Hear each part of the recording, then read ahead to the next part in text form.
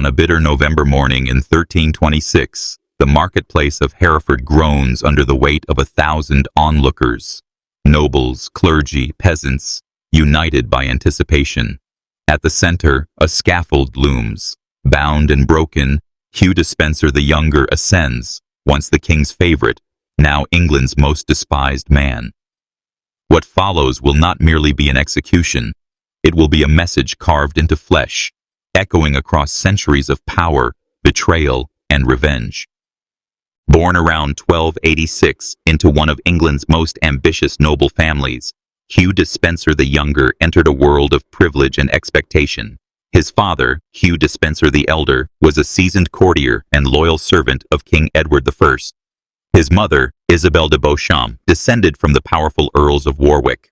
From birth, Hugh's destiny was shaped by lineage and loyalty, a future molded in the shadow of kings. Educated in courtly manners, diplomacy, and military training, young Hugh was groomed not merely to inherit titles, but to ascend in influence. His father's proximity to power opened doors within the royal household. Hugh learned early the art of flattery, political maneuvering, and the dangerous allure of royal favor. In a feudal society where bloodlines dictated fate, Hugh's pedigree was his passport. But it was his ambition, ruthless and consuming, that would define him. While other boys learned to serve, Hugh learned to command. While others revered authority, he studied how to bend it. By the time Edward I's reign neared its end, Hugh Despenser was no longer just a noble's son. He was a young predator at the edges of power, waiting for the right moment and the right king to strike. In 1307, the death of Edward I ushered in a new reign, one marked not by the iron discipline of the father, but by the personal passions of the son. Edward II ascended the throne to immediate controversy. At his side stood Piers Gaveston, a Gascon knight whose beauty, wit, and arrogance scandalized the English nobility. More than a companion, Gaveston was the king's obsession. He was showered with titles, lands, and honors, provoking outrage at court. To the nobles, Gaveston was a foreign upstart. To Edward, he was indispensable. Their intimacy sparked rumors of unnatural affection, of a love that defied custom and God. In 1312, the tension exploded. A coalition of barons, led by Thomas of Lancaster, captured and executed Gaveston without royal consent. The king was devastated. A void opened in his court, and into that void stepped Hugh Despenser. Though still in the background, Hugh observed everything. He learned how devotion to the king could translate into dominance over the realm, but also how quickly favor could provoke fatal envy. Quietly, methodically, he began his ascent. Gaveston's fall was not just a scandal, it was a lesson. And Hugh would not make the same mistakes. Not yet. With Gaveston dead and the court in disarray, Hugh Despenser saw his chance. In 1312, he secured a marriage that would transform his fortunes. Eleanor de Clare, granddaughter of Edward I and niece to the reigning king. Recently widowed and immensely wealthy, Eleanor brought with her the lordship of Glamorgan in Wales, one of the richest marcher territories in the kingdom.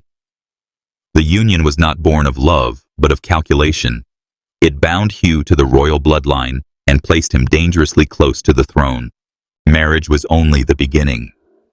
Hugh began cultivating Edward II's trust with studied loyalty and flattery, offering the king a steady presence after the loss of Gaveston. By 1316, he had been appointed royal chamberlain, a position granting him constant access to the monarch and control over the flow of royal patronage. At court, whispers grew. The king had a new favorite. Hugh, now more than just a noble, became a gatekeeper to power. Land, titles, and decisions all passed through his hands. And unlike Gaveston, Hugh was careful. He cloaked his ambition in loyalty, his greed in service. The pieces were falling into place. England had lost one favorite, but it was about to gain another, far more dangerous one. By 1316, Hugh Despenser the Younger had secured the king's trust, and he wasted no time turning influence into dominion. As royal chamberlain, he controlled who saw Edward II, who received favors, and who was cast aside. But Hugh wanted more than proximity. He wanted power measured in acres, coin, and submission. With the king's blessing, he launched a campaign of legal manipulation and targeted extortion. Nobles who fell out of favor found their lands seized on technicalities. Widows, heirs, and vulnerable families were coerced into surrendering ancestral estates. Even Hugh's own kin were not spared. His sister-in-law was forced to sign away vast holdings. In the marches of Wales, he built a personal fiefdom, fortifying castles and enriching himself beyond measure. The courts became weapons. Royal charters, once sacred, were twisted to justify theft. Justice bowed before convenience. Each conquest was cloaked in legality, each abuse masked by royal approval. Fear spread through the aristocracy. Hugh was no longer just the king's favorite. He was the architect of a regime built on intimidation and greed. Where Piers Gaveston had provoked with arrogance, Hugh subjugated with calculation.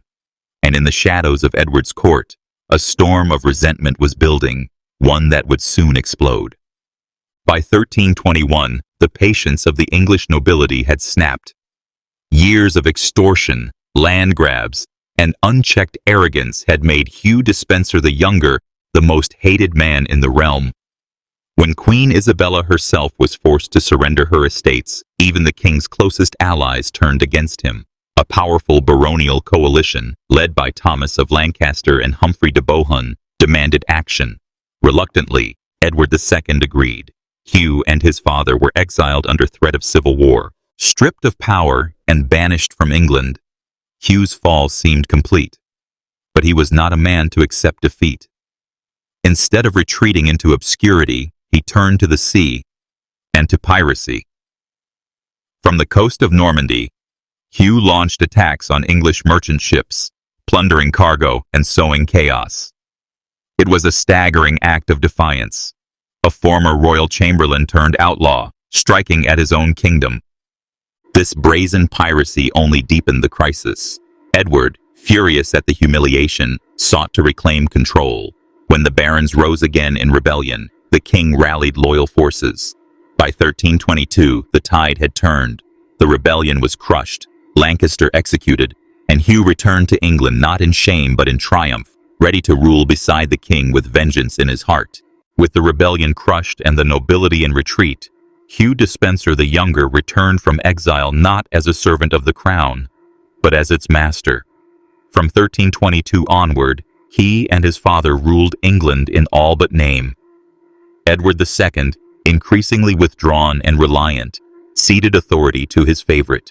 Together, the Despensers built a regime of fear, surveillance, and retribution.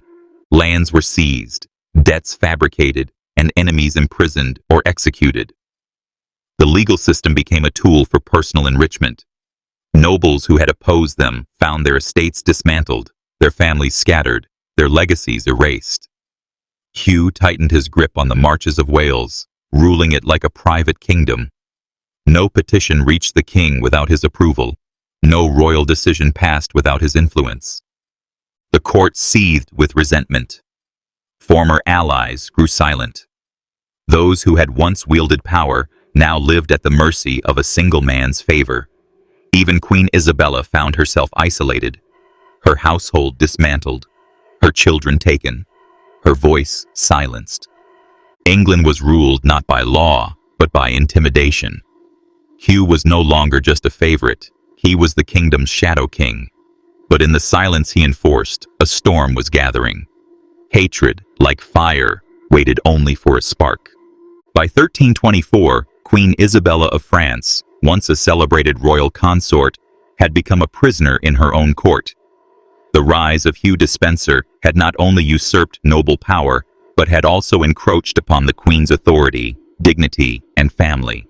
Lands that were her rightful dowry were confiscated, her allies were dismissed or imprisoned. Most painfully, even her children were taken from her care and placed under the watch of Despenser's wife. Humiliation turned to fury. Isabella, the daughter of a king and sister to a reigning monarch, now found herself sidelined, stripped of influence in her own realm. The court, once a stage for diplomatic balance and regal ceremony, had become a place of whispered conspiracies and simmering rage. Nobles who had once respected the crown now resented it. Barons who had bled for Edward I were forced to bow before the manipulations of a younger Despenser. The royal household was poisoned with distrust. Hugh's unchecked power did more than offend, it provoked. Isabella, cold and calculating beneath her regal mask, began to plot in silence. In Hugh Despenser, she saw not just an enemy of the court, but a threat to the very order of England, and she would not forgive. In 1325, Queen Isabella was sent to France to negotiate a fragile peace. But once across the Channel, she refused to return. No longer under Hugh Despenser's control, Isabella shed the role of obedient wife and emerged as a calculating force of vengeance. In Paris, she reunited with an exiled baron, Roger Mortimer, once imprisoned in the Tower of London for opposing the Despensers. He had escaped, fled to the continent, and now burned with the same fury that consumed the Queen. Their partnership was swift and intimate. Bound by hatred for the same man, Isabella and Mortimer formed a deadly alliance. Together, they gathered support from discontented English nobles abroad and secured troops from the Low Countries. Their cause was clear: the removal of Hugh Despenser and the deposition of Edward II. In public, Isabella declared herself a mother fighting for her son, the future Edward III. In private, she forged a rebellion. Letters passed in code, gold changed hands, ships were prepared in secret harbors.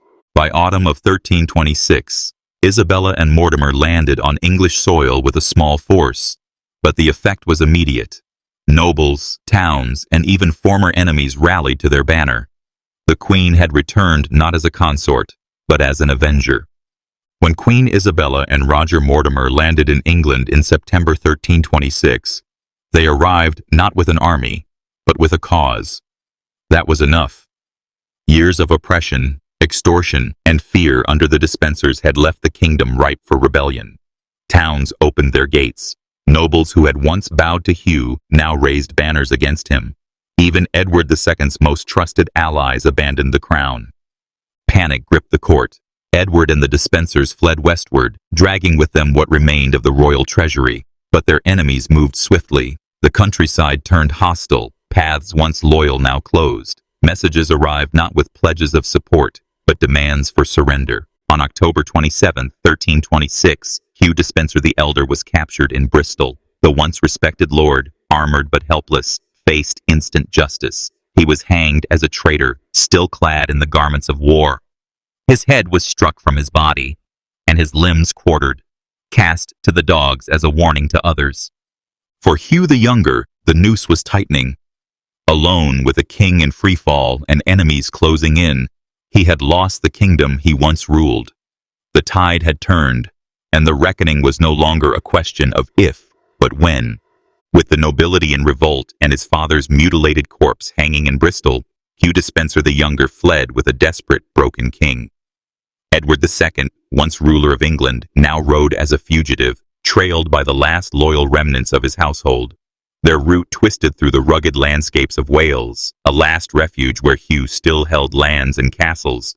But the terrain offered no salvation, only delay. Supplies dwindled, allies vanished, rain turned roads to mire. The pair moved from fortress to fortress, only to find gates closed or garrisons already turned. The royal standard, once a symbol of authority, now marked them for death or capture. The king grew paranoid. Hugh, increasingly gaunt and hollow-eyed, spoke of starvation as the only escape. But there would be no escape. In mid-November, near the abbey at Neath, they were betrayed. Local forces, loyal to Isabella and Mortimer, surrounded the fugitives. Edward was taken into custody, deposed not by sword, but by silence. Hugh Despenser was torn from the king's side. Bound and powerless, the architect of a tyrannical regime faced the collapse of everything he had built. His hour had come, not in glory, but in chains, under a gray and pitiless sky. Dragged from captivity, Hugh Despenser the Younger appeared more ghost than man. Pale, skeletal, and trembling, he had refused food for days, hoping starvation would spare him the judgment he knew awaited. But death would not come on his own terms. Instead, it came with spectacle. On November 24, 1326, Hugh was hauled before a tribunal at Hereford. Presiding over the proceedings were his most implacable enemies, Queen Isabella, Roger Mortimer, and a cadre of nobles he had once humiliated, extorted, or dispossessed. There was no question of innocence. The trial was a theater of vengeance masked in the language of law. He stood accused of treason, theft, corruption, and moral depravity. His alleged unnatural influence over Edward II was not just condemned, it was weaponized. Chroniclers spoke openly of sodomy, portraying Hugh not merely as a political tyrant, but as a moral contagion corrupting the kingdom. The sentence was predetermined, but the process served a purpose: to legitimize vengeance with the appearance of justice. The charges were read aloud before a cheering crowd. The verdict, guilty on all counts, fell like a ritual incantation. Hugh Despenser, once the most powerful man in England after the king, would die not just as a traitor, but as a public warning. On the morning of November 24th, 1326, the marketplace in Hereford groaned under the weight of a seething crowd. They came not just to witness death, but to see vengeance made flesh. At the center, a wooden scaffold towered above the masses. Upon it stood Hugh Despenser the Younger, gaunt, broken, and bound. Once a king's favorite, now the object of England's wrath. The execution was no mere hanging. It was a carefully crafted spectacle of humiliation and punishment. First, Hugh was tied high on a ladder for all to see. A crown of nettles was jammed onto his head, a bitter parody of kingship. Biblical verses denouncing greed and arrogance were carved and painted onto his skin. Then came the real torment. According to chroniclers, his genitals were severed and burned before his eyes, a brutal denunciation of his alleged sins. Still alive, his abdomen was opened, and his entrails slowly drawn out and fed to the flames. His screams, witnesses claimed, were inhuman, echoing through the square to the frenzied delight of the crowd. Only after prolonged agony was he hanged. His corpse was then beheaded and quartered. Parts of him were sent across England. His head, mounted on London's gate, was a final, silent warning. Power abused invites a death beyond mercy. With Hugh Despenser's mutilated body scattered across the kingdom, the reign of terror he had orchestrated ended in blood and ash. But the king he had served, Edward II, did not escape the reckoning. Deposed by Parliament and stripped of royal dignity, Edward was imprisoned under harsh guard. In September 1327, he met his end in Berkeley Castle. The method, long debated, remains infamous. A red-hot poker inserted into his body, chosen for its silence and its symbolism. An execution without visible wounds, yet saturated with cruel irony. Despenser's remains fared little better. In 1330, 4 years after his execution, his widow, Eleanor de Clare, was granted permission to recover what was left of him. Only fragments remained: his head, a femur, and a few charred bones. They were buried on family lands in Gloucestershire, a meager burial for a man who once wielded near-royal authority. The regime of Isabella and Mortimer, built on Despenser's ashes, would not endure. By the end of 1330, the young Edward III took power, executing Mortimer and imprisoning his own mother. But Despenser's legacy lingered, a symbol of greed, cruelty, and unchecked ambition. His rise and fall became a cautionary tale whispered across generations, of power seized too eagerly and lost too violently. In the early hours of October 19, 1330, fate turned once more. At Nottingham Castle, a bold coup unfolded. The young King Edward III, barely 18, seized control of his crown. For 4 years, his mother, Queen Isabella, and her lover Roger Mortimer had ruled in his name, dispensing rewards, silencing dissent, and maintaining the same iron grip they once condemned in Hugh Despenser. But power, as ever, breeds suspicion. Mortimer had grown arrogant, flaunting authority, enriching himself, and alienating former allies. Whispers of another tyranny echoed through court. Edward, coming of age, plotted in silence. With a small band of loyal knights, he arrested Mortimer without bloodshed. Isabella, once the orchestrator of rebellion, watched helplessly as her lover was dragged away. Within weeks, Mortimer stood trial for treason, his crimes read aloud before the same court he had once dominated. Unlike Despenser, he was spared the horrors of mutilation, but the gallows awaited him just the same. He was hanged at Tyburn on November 29, 1330. Isabella was imprisoned, her influence extinguished. The wheel of fortune had turned again. Justice, long delayed, had arrived, not in fire and blood, but through the quiet resolve of a son reclaiming a stolen throne. Nearly 7 centuries after his execution, Hugh Despenser the Younger remains one of the most reviled figures in English history. Chroniclers of the time cast him as a tyrant, greedy, cruel, and perverse. His legacy, preserved in medieval texts and court records, is one of corruption and moral decay. But history, like power, is rarely one-sided. Modern scholars offer a more nuanced view. There is no doubt that Hugh was ruthless, exploiting his position to amass land, wealth, and influence. Yet many of the most lurid accusations, especially those concerning his alleged sexual relationship with Edward II, must be seen through the lens of medieval politics. Charges of sodomy were not merely moral condemnations, they were political weapons, used to delegitimize rivals and justify brutal punishment. His public castration, rare even in a violent age, was more than vengeance. It was symbolic erasure, a warning against stepping beyond prescribed norms of power and masculinity. Today, historians and activists alike reconsider whether Hugh was a uniquely wicked man or a victim of a system that used sexuality as a cudgel. In the end, Hugh Despenser's story is not just about tyranny or justice. It is a mirror, reflecting how societies punish ambition, love, and difference when cloaked in the wrong skin.